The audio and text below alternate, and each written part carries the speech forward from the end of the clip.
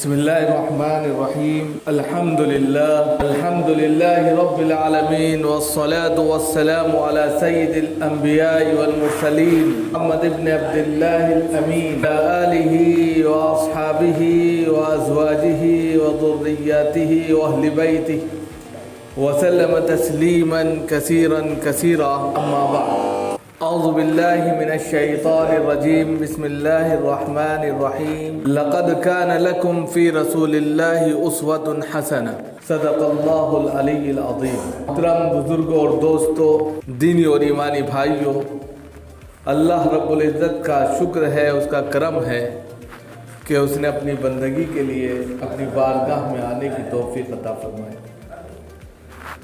حضرات، ہم سب نماز جمعہ کے لیے یہاں اکٹھا ہوئے ہیں، جمع ہوئے ہیں،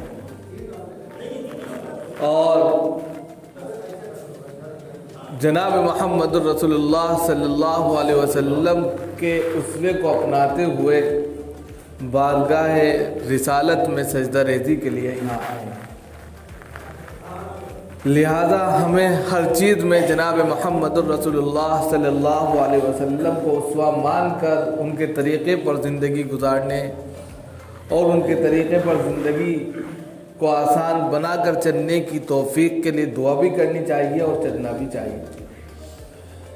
عام طور پر عبادت ایک بہت ہی اہم کہہ سکتے ہیں کہ جز ہے، ایک بہت اہم مسئلہ ہے۔ عام طور پر لوگ جیسے آتے ہیں عبادت شروع کر دیتے ہیں اور ان کو یہ نہیں معلوم ہوتا کہ عبادت سے کیا ہوتا ہے، عبادت میں کیا کیا جاتا ہے اور کس طریقے سے ہر چیز کی ادائیگی کی جاتی ہے۔ نتیجہ یہ ہوتا ہے کہ وہ یہ سوچتے ہیں کہ ہم نے نماز پڑھ لی، عبادت کر لی، چلے گئے، لیکن فی نفسی ان کی عبادت ہوئی یا نہیں ہوئی یہ ایک الگ مسئلہ رہ جاتا ہے۔ ہمیں نماز پڑھنے کا طریقہ، نماز میں کیا پڑھا جاتا ہے، نماز میں کس طریقے سے تمام ارکان ادا کیے جاتے ہیں، نماز سے پہلے کیا چیزیں ضروری ہیں، اس چیز کے بارے میں بھی بہت ڈیپلی سوچنا چاہیے۔ عام طور پر ہم جب نماز پڑھتے ہیں دیکھتے ہیں کہ بہت سے لوگ صرف ماتھا ٹیک دیتے ہیں اور ناک ان کی نہیں لگتی۔ نمبر 1، کچھ لوگوں کو ایسا دیکھتے ہیں کہ وہ اتحیات میں بیٹھتے ہیں تو بہت تیزی کے ساتھ اتحیات اللہ وسلم تیز، یعنی کہ اتنی آواز سے پڑھتے ہیں کہ ان کے بغل اور طول اور 4 دور تک جو ہے آدمی ان کی آواز کو سن لیتا ہے۔ نمبر 2، تیسرے، کبھی کبھی امام نماز پڑھا رہا ہے، پیچھے الحمدللہ رب العالمین الرحمن شروع کر دی، یعنی کہ وہ سری نمازیں جس میں امام نماز پڑھا رہا ہے، جہری میں تو بھائی امام قرات کر رہا ہے، آپ کو لگ رہا ہے کہ قرات ہو رہی، لیکن سری نمازوں میں کیا ہوتا ہے کہ آپ بھی قرات شروع کر دیتے ہیں۔ تیسری مسٹیک۔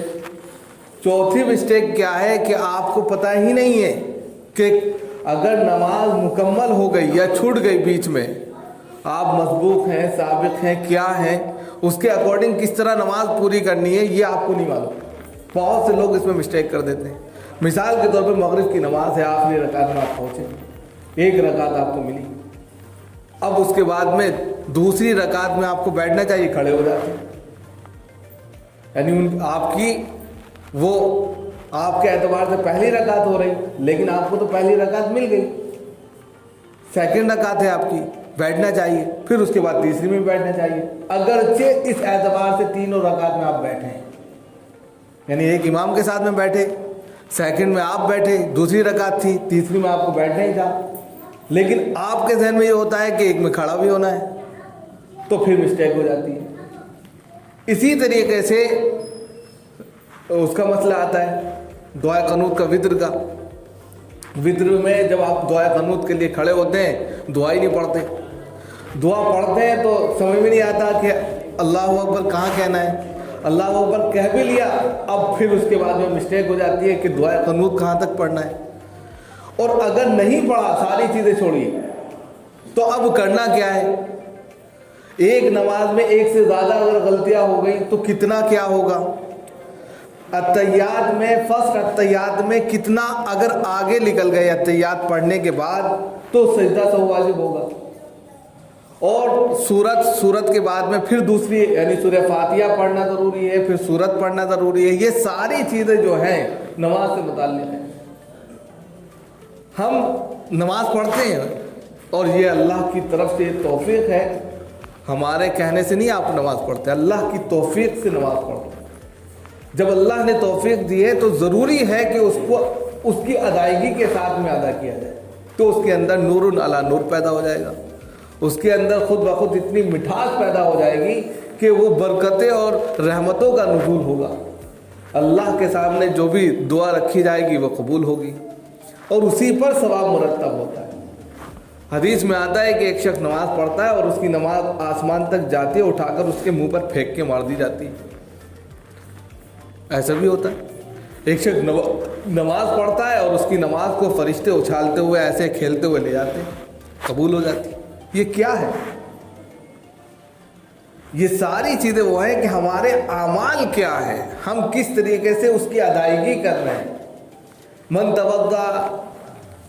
توضا بوضوء فاحسن الوضوء، حدیث میں آتا ہے سب سے پہلے آ کر آپ نے وضو کیا، بہت اچھے طریقے پر وضو کیا، اب آتے ہی آپ لوگ باتیں کرنے لگے، مسجد کے آداب کا خیال نہ رکھتے ہوئے پانی کھول دیا، نل کھول دیا، باتیں شروع ہو گئی۔ آج کل گرم پانی آ رہا ہے تو اور مزہ آنے لگتا ہے، تو آدمی سوچتا ہے کہ بس یہیں نہا لے۔ غلط ہے بھائی، مسجد کے ایک ایک چیز کا حساب ہوگا، ایک ایک لمحے کا حساب ہوگا۔ یہاں پر مسجد اللہ کا گھر ہے، لایانی باتوں کا گھر نہیں ہے کہ دنیا بھر کی ساری باتیں آ کر جو مسجد میں کی جائیں اور سارے معاملے جو مسجد میں نمٹائے جائیں۔ وہ دنیا کے معاملے دنیا میں چھوڑ کر آئے، مسجد تو عبادت کا گھر ہے، عبادت کے لیے آئے، اور جتنا کم پانی خرچ کر سکیں اتنا کم پانی خرچ میں اچھا وضو کریں۔ یہ نہیں نل کھول کے رکھ دیا اور باتیں کر رہے اور پورا دھل رہے، غلط ہے بھائی۔ ایک ایک چیز کا حساب ہوگا، اور پانی کا حساب اگر ہو گیا تو پوچھیے نہیں۔ جب آپ نے اچھا وضو کر لیا تو تحیۃ الوضو پڑھیے۔ تحیۃ الوضو کیا ہے کہ وضو کے بعد ایک نماز پڑھی جاتی ہے تاکہ اس وضو کا حق ادا ہو جائے۔ تحیۃ الوضو 2 رکعت نماز پڑھنی ہے۔ اگر آپ تحیۃ الوضو نہیں پڑھ سکتے، یعنی پڑھنے کا مطلب یہ ہے کہ آپ مسجد آئے، وضو کیا، وضو کرنے کے بعد ڈائریکٹ آپ نے کوئی بھی نماز پڑھ لی، 3 نمازوں کا ثواب مل جائے گا۔ تحیۃ الوضو کا ثواب ملے گا، تحیۃ المسجد کا ثواب ملے گا، اور جس کی نیت سے آپ نے نماز پڑھی ہے، سنت پڑھی، نفل پڑھی یا کوئی چھوٹی ہوئی چیز پڑھی، وہ اس کا ثواب بھی مل جائے گا۔ بس وضو کے بعد آپ نے کوئی بھی نماز اگر مسجد میں کھڑے ہو کر پڑھی تو تحیۃ الوضو کا ثواب اس میں خود بخود انکلوڈ ہو جائے گا، تحیۃ المسجد کا ثواب انکلوڈ ہو جائے گا، اور جو نماز آپ پڑھ رہے ہیں وہ بھی اس میں شامل ہو جائے گا، 3 نماز۔ لیکن کسی کو پتہ نہیں، کسی کو نہیں معلوم، اس ذہن سے کوئی پڑھتا ہی نہیں۔ اب دوسری چیز، پڑھنا کیسے؟ امام کے ساتھ میں نماز کا مسئلہ الگ ہوتا ہے، اپنی نماز کا مسئلہ الگ ہوتا ہے، لیکن ہمیں نہیں معلوم۔ اب مثال کے طور پہ سب سے بڑی مسٹیک کیا ہوتی ہے کہ امام کے اٹھنے سے پہلے، یعنی اس کے ارکان سے پہلے اگر کوئی شخص اپنا ارکان پورا کرتا ہے، بہت سے لوگ تیز فارورڈ ہوتے ہیں، امام نے سلام بھی نہیں پھیرا، سلام انہوں نے دونوں طرف پھیر ڈالا، یا اسی طریقے سے امام اٹھ ہی رہے اور وہ سب سے کھڑے ہو گئے۔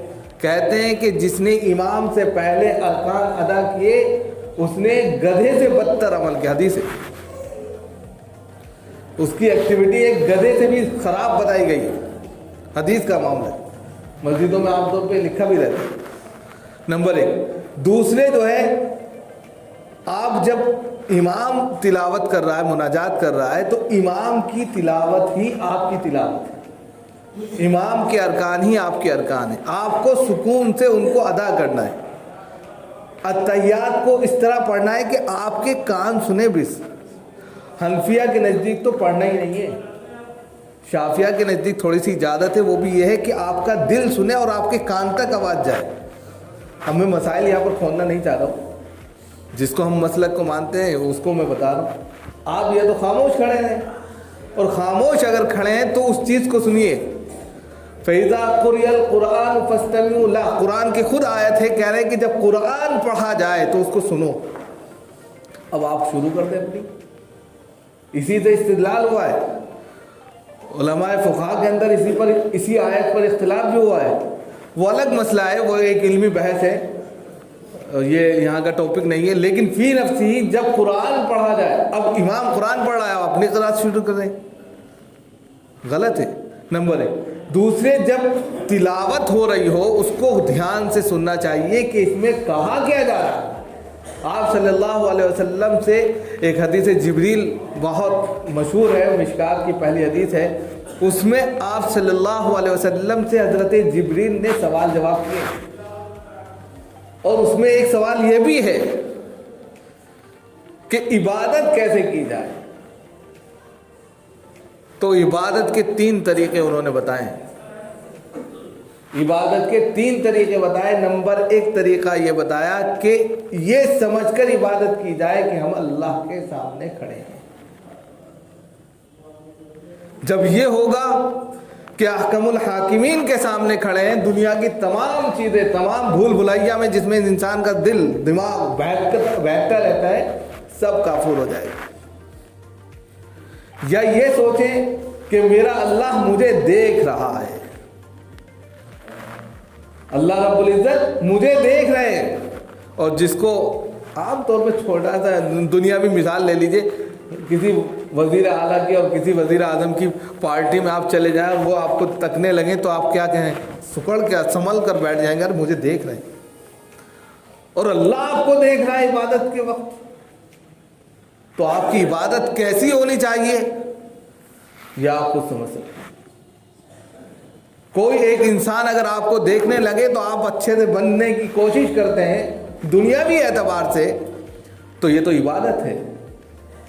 या तो आप ये सोचिए कि मैं अल्लाह के सामने खड़ा हूँ, या ये सोचिए कि अल्लाह मुझे देख रहा है। और तीसरे ये कि जो चीज़ पढ़ी जा रही है, तिलावत हो रही है, मुनाजात हो रही है, जो भी, उस पर ध्यान लगाइए। ध्यान का मतलब यह है कि जो जो लफ्ज़ इस्तेमाल हो रहा है उस लफ्ज़ को ज़बान से अदा न करते हुए दिल ही दिल में अदा करिए।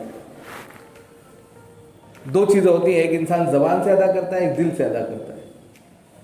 लेकिन जो कबूल होता है वो दिल ज़बान का कबूल होता है, दिल का नहीं होता। दिल में तो ख्यालात आते जाते रहते हैं। तो दिल ही दिल में आप उसको दोहराइए, तो खुद ब खुद वो चीज़ जो है आपको याद भी हो जाएगी। ज़बान से ना पढ़िए, और ज़बान से अगर पढ़ना भी है तो इस तरह पढ़िए कि आपके कान सुने, बस इतनी आवाज़ होनी चाहिए। यानी अतहियात पूरी मस्जिद को आपने गुंजा दिया,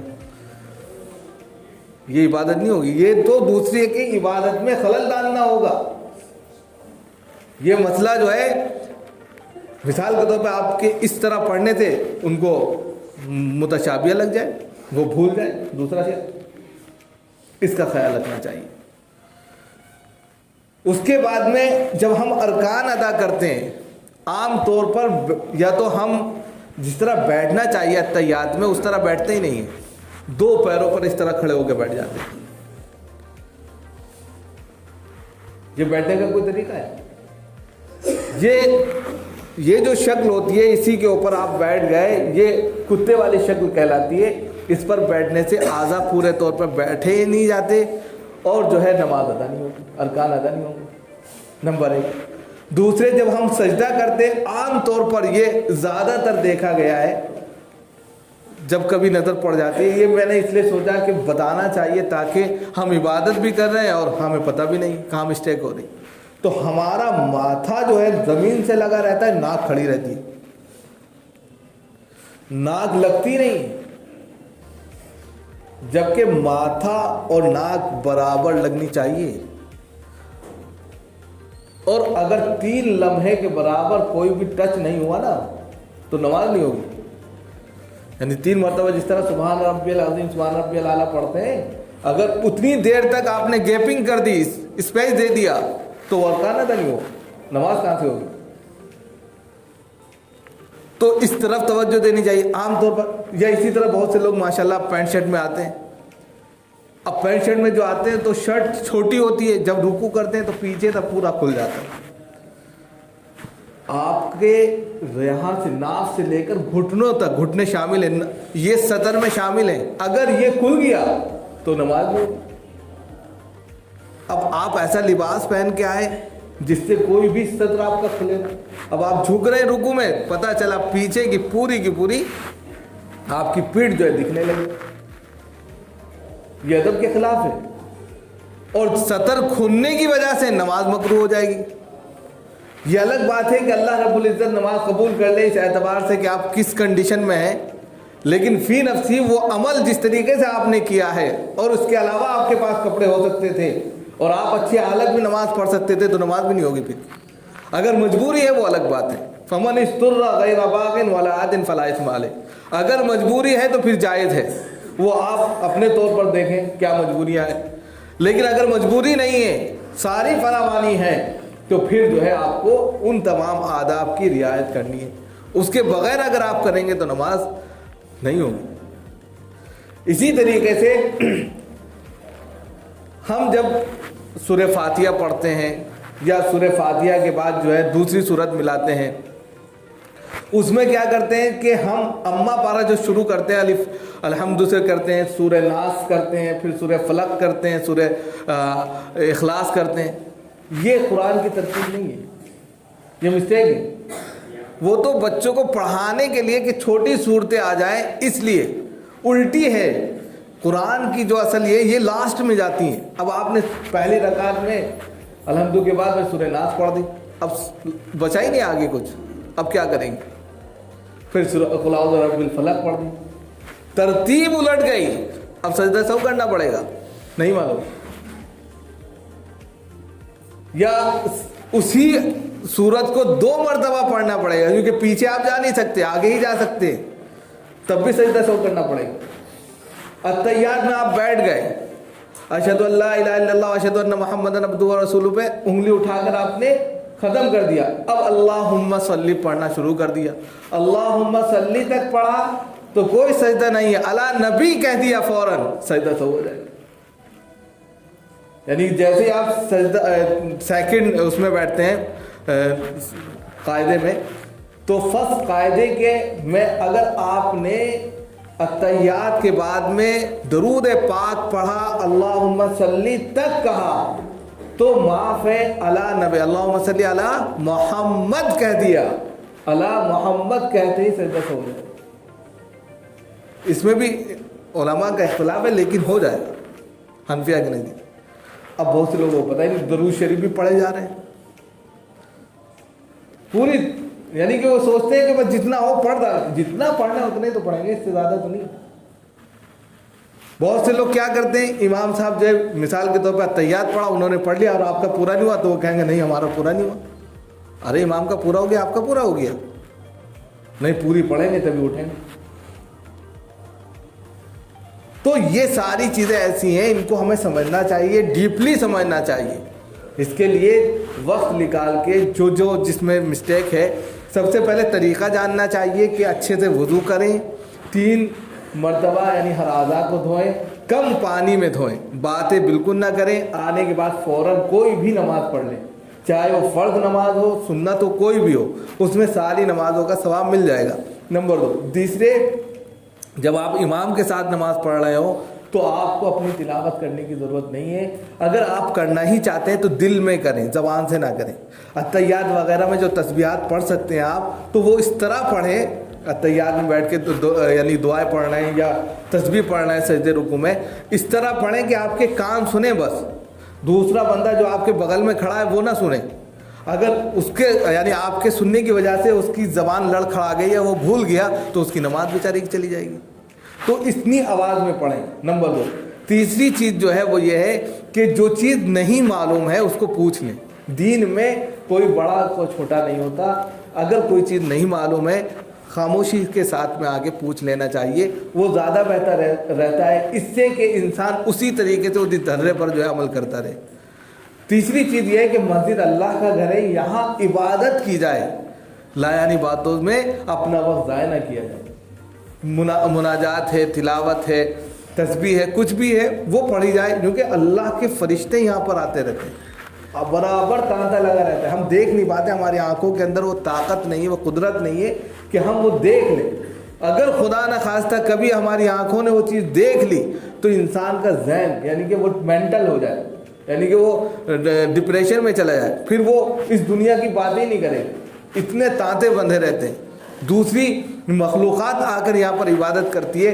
ऐसे में अगर हम अपनी इबादत में ऐसा मुज़ाहरा पेश करें कि उनको देख कर अफसोस हो या वो आकर तकलीफ़ महसूस करें, तो ये बहुत अफसोस की बात है। आप नमाज़ पढ़ते हैं, दूसरी मखलूक भी इसमें शामिल है, ऐसा नहीं है कि वो नहीं पढ़ते। इसके अंदर न जाने कितनी पुरानी मस्जिद है, जिन्नात वगैरह है, वो भी नमाज इबादत करते हैं। ये अच्छे हैं, ये अलग बात है कि इसलिए किसी को कुछ नहीं कहते। तो हर चीज़ का एक बहुत अहम मामला होता है, उसको समझना चाहिए।